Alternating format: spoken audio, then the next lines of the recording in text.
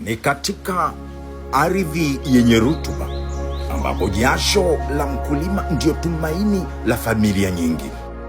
Ni kwa miaka mingi changamoto zilikuwa nyingi mno: ukosefu wa maghara ya kisasa, bei zisizotabirika na upotevu wa mazao baada ya mavuno. Kupitia maono mapya ya maendeleo, Bambey Enterprises ilianzishwa kwa dhamira ya kuunganisha wakulima na soko la uhakika na kuleta suluhu la kudumu. Baada ya kuanza kuchukua mkopo TADB, tumejikuta tunapiga au tunapata hatua kubwa ya kimaendeleo.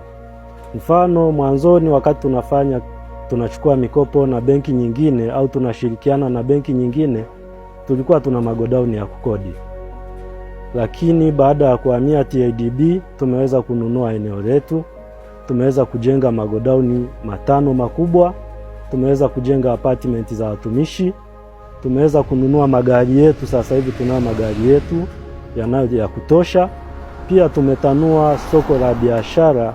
Sasa hivi tulikuwa tuna uwezo wa kununua tani 1,000, 2,000 kwa msimu, lakini sasa hivi tunaweza kuafford over zaidi ya tani 10,000 za kutoka kwa wakulima.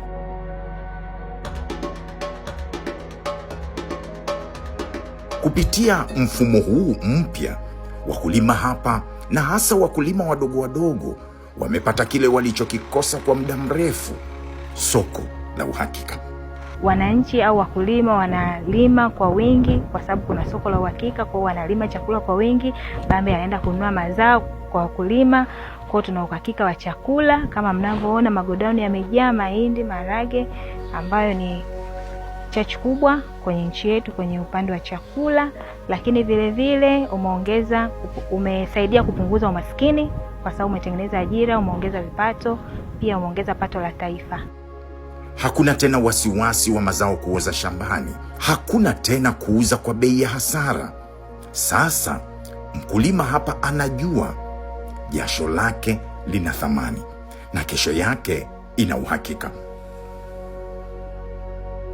Lakini mafanikio ya namna hii hayaishi kwa mkulima peke yake.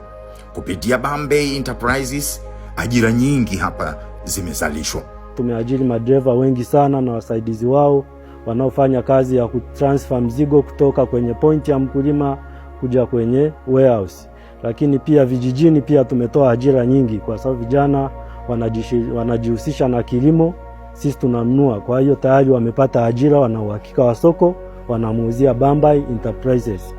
Tukifika kwenye point yetu, kwenye warehouse zetu, tumeajiri wafanyakazi wengi. Kuna vijana wanasafisha mzigo, wanausafisha, wanaufanyia kuupaki vizuri.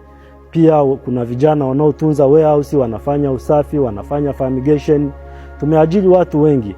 Kwa hiyo kwenye mnyororo wa ajira tumetengeneza ajira nyingi, over 200. Hii si tu biashara tu, ni injini ya maendeleo ya jamii nzima katika eneo hili. Leo hadithi ya Bambey Enterprises ni hadithi ya matumaini.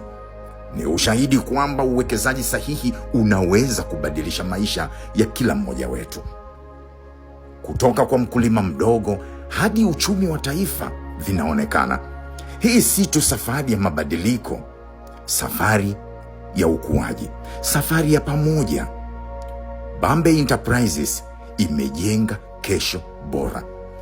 Leo sisi ni Tanzania na kilimo kinabenkika.